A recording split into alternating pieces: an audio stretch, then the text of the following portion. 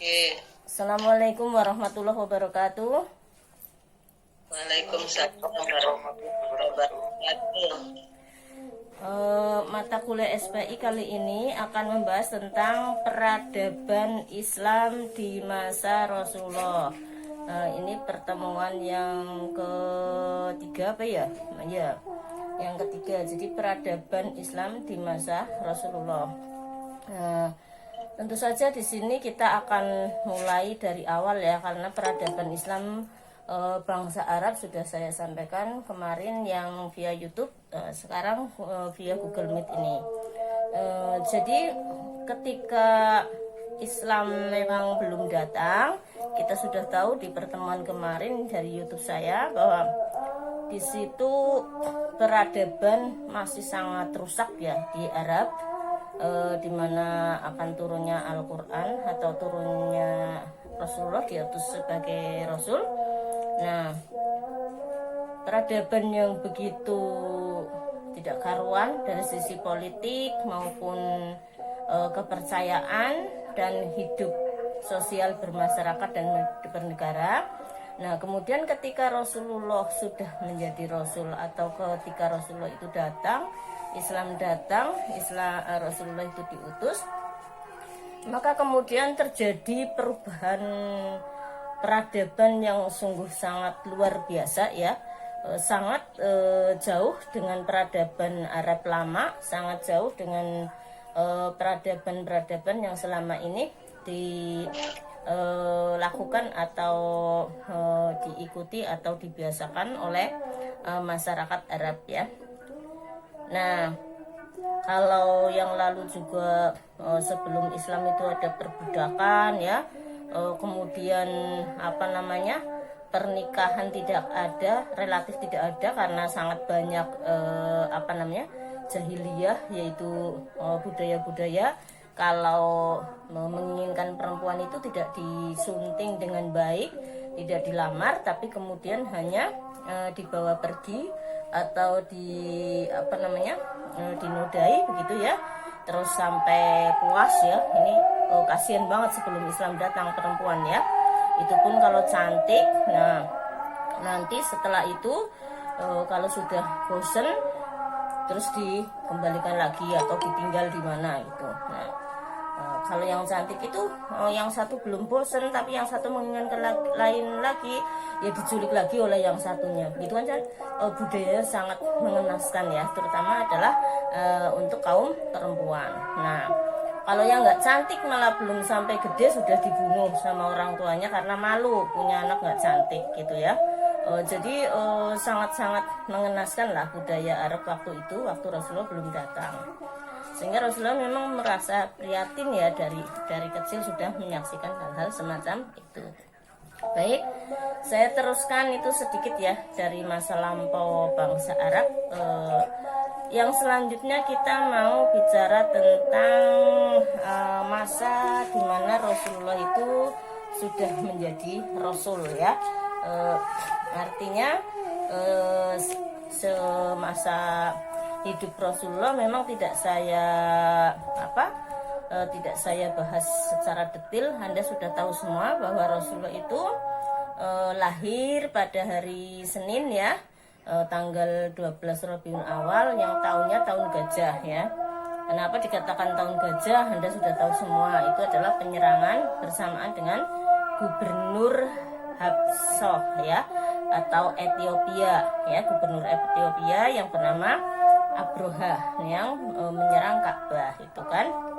Nah, sedangkan kalau tahun Masehinya itu 570 atau 571 Masehi sekitar itu ya.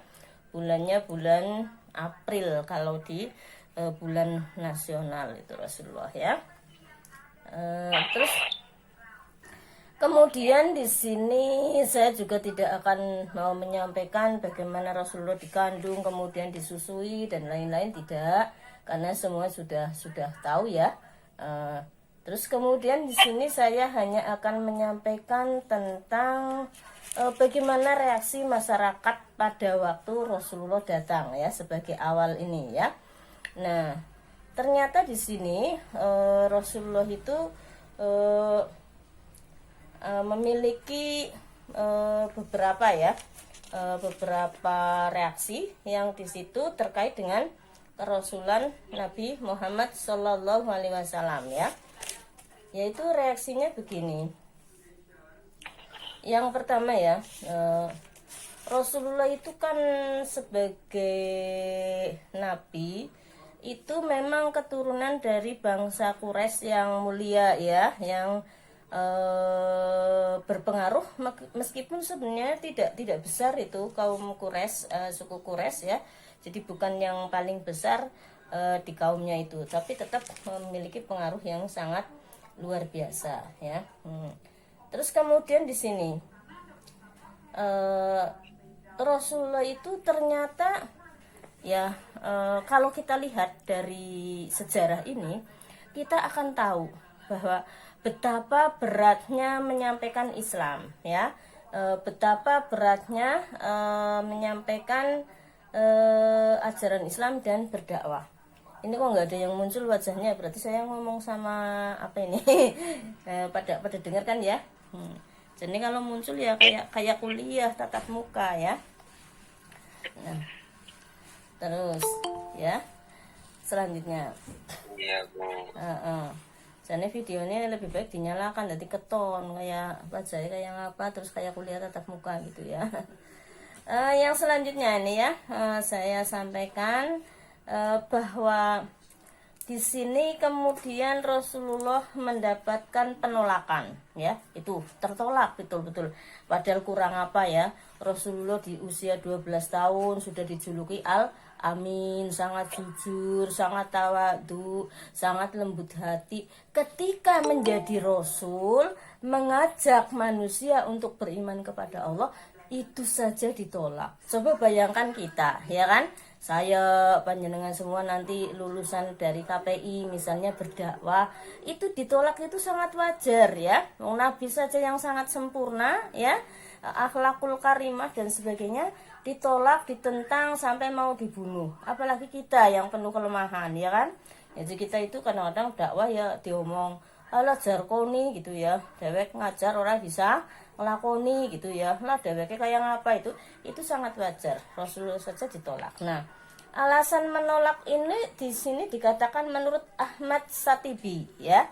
Menurut Ahmad Satibi, sambil ngorek-ngorek juga nulis-nulis ya, ada 5 faktor yang menyebabkan kaum orang kafir atau bangsa Quraisy dan sekitarnya itu, berarti ya Quraisy lah ya, tapi sukunya macam-macam, menolak dakwah Rasulullah. Ada 5 faktor ya, ada 5 sebab. Nah, yang di sini 5 sebab apa saja? Ini yang pertama. Yang pertama, mereka itu tidak dapat membedakan antara kenabian dan kekuasaan, ya. Ya, ini yang pertama. Dari dulu itu faktornya itu, ya. Yang pertama, bahwa orang berdakwah itu banyak yang menganggap bahwa wah itu enak ya jadi pemimpin gitu ya.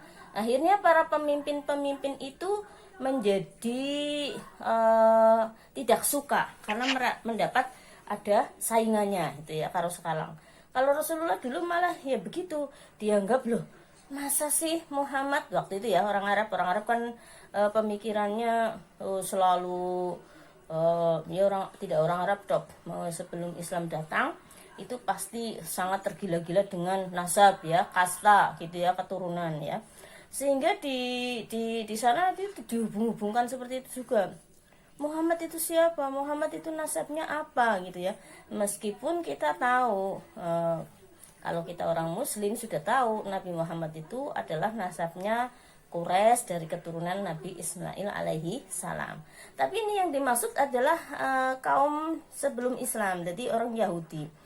Orang Yahudi itu kan lebih cenderung kepada Saroh ya, ini dari Nabi Ibrahim dulu ya, dari atas, lebih cenderung kepada Dewi Saroh daripada Siti Hajar. Nah, sedangkan Dewi Hajar ini adalah yang menurunkan Nabi Ismail alaihissalam yang kemudian menurunkan Rasulullah, sehingga diungkit-ungkit sampai ke situ ya. Kalau Nabi Muhammad itu adalah keturunan dari Khodam ya, cara deweknya rewang gitu ya, karena Hajar adalah hadiah ya, hadiah untuk ngerewangi saroh kan gitu ya. Itu sampai sejauh itu akhirnya nanti ke depannya. Kalau ini malah masih menghina sekali, bukan hanya itu tapi menghina Muhammad itu siapa, yatim piatu, orang miskin, bla bla bla, banyak pokoknya ya. Bahkan nanti juga ke depannya ketika sudah tua sudah berumur, malah dianggap ketika sudah menyampaikan wahyu pertama itu al-alaq, malah dianggap orang gila gitu ya. Lebih diklaim gila lagi ketika ada peristiwa Isra Mi'raj. Itulah orang dakwah ya. Jadi yang pertama adalah faktor penolakannya karena orang Quraisy tidak bisa membedakan antara kenabian dan kekuasaan. Artinya apa? Artinya kenabian itu kan sebenarnya perintah Allah, perintah Tuhan untuk menyeru kepada tauhid, menyuruh kepada menyembah Allah. Tapi orang Quraisy menganggap bahwa itu Muhammad ya, siapa, orang kecil dan seterusnya, kok tiba-tiba nyuruh-nyuruh, tiba-tiba mau jadi pemimpin ya, pemimpin agama dan lain-lain. Itu seperti itu ya, satu ya. Yang kedua, Nabi Muhammad ini memiliki ajaran persamaan hak. Nah itu yang tadi saya bilang, yaitu ajaran dalam Islam itu memiliki ajaran inna akramakum indallahi atqakum, kan gitu ya. Artinya persamaan hak. Jadi dalam Islam itu tidak ada kasta, tidak ada derajat-derajat. Yang ada di dalam Islam adalah faktor ketakwaannya. Artinya tidak ada yang majikan itu lebih tinggi derajatnya ya, yang pimpinan lebih tinggi derajatnya, yang kiai lebih tinggi derajatnya, tidak. Tapi di situ sudah diterangkan di dalam Islam, inna akramakum indallahi atqakum. Yang paling tinggi derajatnya di sisi Allah adalah yang paling takwa. Berarti ajaran sama ya, memiliki ketakwa yang jelas, memiliki derajat yang sama antara majikan dengan bawahan, antara pimpinan dengan bawahan, terus kemudian antara ya semuanya itu dalam Islam. Yang membedakan adalah hanya takwanya. Itu ajarannya seperti itu. Itu ditolak sama orang Quraisy. Kenapa? Ya orang Quraisy itu tadi ya sangat tergila-gila sama kedudukan ya, pangkat. Jadi merasa kalau wah nanti kalau saya masuk Islam berarti saya sama dong derajatnya sama budak saya, padahal saya majikan kaya raya dihormati orang gitu ya, padahal saya kepala suku gitu ya, atau saya raja, kok disamakan dengan budak saya derajatnya gitu. Alasan yang kedua, jadi tidak mau masuk Islam terutama adalah para tokoh, para pimpinan, para orang kaya, para majikan yang merasa tidak suka derajatnya sama dengan budak gitu ya. Tentu saja ini derajat indallah sebenarnya ya. Kalau di dalam kehidupan manusia ya terserah itu kan ya, masa majikan budak kok sama dalam arti melonjaknya kayak tuan gitu kan, ya nggak boleh sebenarnya ya. Tapi dalam Islam ajarannya seperti itu, maka ditolak. Yang kedua, yang ketiga pemimpin Quraisy ini tidak mau ya menerima hari kebangkitan ya. Artinya di dalam Islam itu kan ada ajaran hari kebangkitan ya. Hari kebangkitan itu ya hari kebangkitan, sampean tahu hari kebangkitan apa bahasanya? Alam akhirat lah ya, bangkit dari kubur itu maksudnya. Nah, mengapa mereka menolak ajaran Islam bangkit dari kubur atau hari pembalasan lah ya, yang paling mudah hari pembalasan lah ya. Hari pembalasan. Karena mereka berpikir, berarti kalau masuk Islam, kalau mau mengikuti ajaran Muhammad, mengikuti ajaran agamanya Muhammad, nanti kalau mati bisa disiksa dong ya, sebab bangkit dari kubur ternyata dosanya banyak. Jadi mereka lebih baik nggak mau Islam. Nah ini kan logika yang konyol ya, lucu. Konyolnya apa? Emang kalau kamu tidak masuk Islam, kemudian di situ tidak disiksa, ya disiksa aja, malah abadan, malah kekal siksanya karena tidak Islam ya. Tapi kalau mau masuk Islam, justru walaupun disiksa, kalau dosanya sudah bersih atau Allah sudah mengampuni, nanti diangkat ke surga. Tapi kalau sudah kafir kan malah tidak bisa gitu kan. Nah, Tapi mereka logikanya tidak sampai ke situ, dan memang belum dijelaskan sampai ke situ ya. Tahu-tahu sudah menolak karena takut dalam Islam ada ajaran hari pembalasan. Kalau dalam agama nenek moyang mereka tidak, wis mati ya wis gitu kan. Itu. Terus selanjutnya yang keempat, mereka menolak Islam atau menolak dakwah Nabi Muhammad atau menolak seruan Nabi Muhammad untuk masuk Islam. Itu alasannya adalah karena mereka itu taklid pada nenek moyang ya. Wis kadung melu kakine ninine ya, nyembah berhala. Jadi mereka tidak mau meninggalkan kepercayaan nenek moyang mereka. Itu yang keempat, alasannya menolak Rasulullah diutus menjadi Rasul. Yang kelima di sini para pemahat ya, atau orang-orang yang penghasilannya menjadi pemahat patung, terus kemudian penjual patung ya, itu merasa kalau nanti masuk Islam berarti mereka bingung ekonominya gimana. Ibaratnya wis duwe pabrik patung akeh ya, bisa di wong sugih, lah kok ngeri Islam ora oleh nyembah berhala, lah kok nyong bisnis patungnya ya hancur, nyong mangan kangen di gitu ya. Namanya logika orang kalau belum beriman, belum dijelaskan, memang seperti itu. Padahal nanti kalau sudah masuk Islam dijelaskan ya, itu kan rezeki minallah ya. Jadi ketika jadi pemahat patung rezekinya dari patung, nanti kalau sudah muslim ya barangkali jual apa gitu ya, kan rezeki dari Allah, barangkali malah lebih kaya ya kan, bertani dan sebagainya. Itulah beberapa hal yang membuat kaum Quraisy itu menolak pada dakwahnya Rasulullah ya. Nah, terus di sini kita mau menyampaikan, ternyata mereka dengan menolak itu tidak hanya menolak saja. Artinya kalau menolak tok sudah ya, saya tidak mau Islam ya, gampang, kecil kayak gini ya, bukan ini ya, kecil ya. Kalau menolak tok aku mau Islam mending.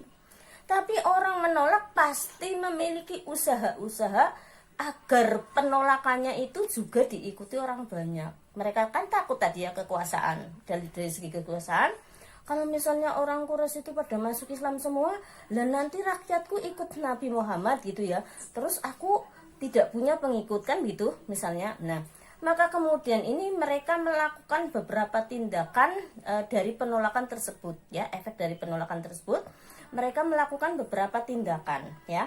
Yang pertama di sini, mereka menyusun kekuatan ya, yang di situ pertimbangannya berpikir ya, menganalisa, bermusyawarah. Kalau Nabi Muhammad ini ya, kalau mereka tidak mengaku sebagai nabi, kita bahasanya nggak tega kalau saya nggak bilang Nabi Muhammad ya. Muhammad ini adalah keponakannya Abu Thalib ya. Abu Thalib itu orang yang berpengaruh ya. Abu Thalib sangat kuat, sangat dihormati di suku Quraisy. Nah, maka untuk itu yang pertama mereka melakukan tindakan memisahkan Muhammad dengan Abu Thalib ya. Jadi Abu Thalib itu pamannya Nabi Muhammad, itu berusaha dipisahkan oleh kafir Quraisy ya. Jangan mendukung Muhammad. Tapi alhamdulillah nih Abu Thalib meskipun tidak beriman sampai meninggal dunia, tidak mau Islam, tidak mau meninggalkan Nabi Muhammad. Jadi tetap sampai akhir hayatnya tetap membela Nabi Muhammad. Nah ini, jadi sampai kemudian di sini karena merasa Abu Thalib adalah sebagai kekuatan dari Rasulullah, kekuatan dakwahnya, maka kemudian itu tadi menghalang-halangi Abu Thalib untuk bersama Rasulullah ini ya, orang Quraisy yang tindakan yang pertama. Nah, terus kemudian yang selanjutnya ya, setelah merasa bahwa Abu Thalib itu merasa sebagai kekuatannya, kemudian memberikan pilihan kepada Abu Thalib ya. Pilihannya apa? Ditareni kowe nang wong Quraisy ya, dalam pimpinan orang Quraisy. Hai Abu Thalib, kalau kamu tidak mau meninggalkan Muhammad, ya, maka serahkan Muhammad kepada saya. Jadi memiliki memberikan dua pilihan itu kepada Abu Thalib, ya. Pilihannya yang pertama, tinggalkan Muhammad, kamu jangan mendukung dakwahnya, ya.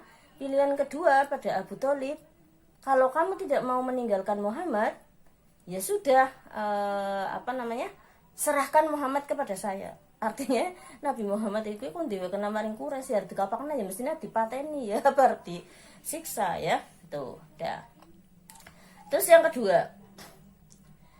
kedua, upaya penolakan yang dilakukan yaitu tindakan kafir Quraisy terhadap penolakan kerasulan Muhammad ini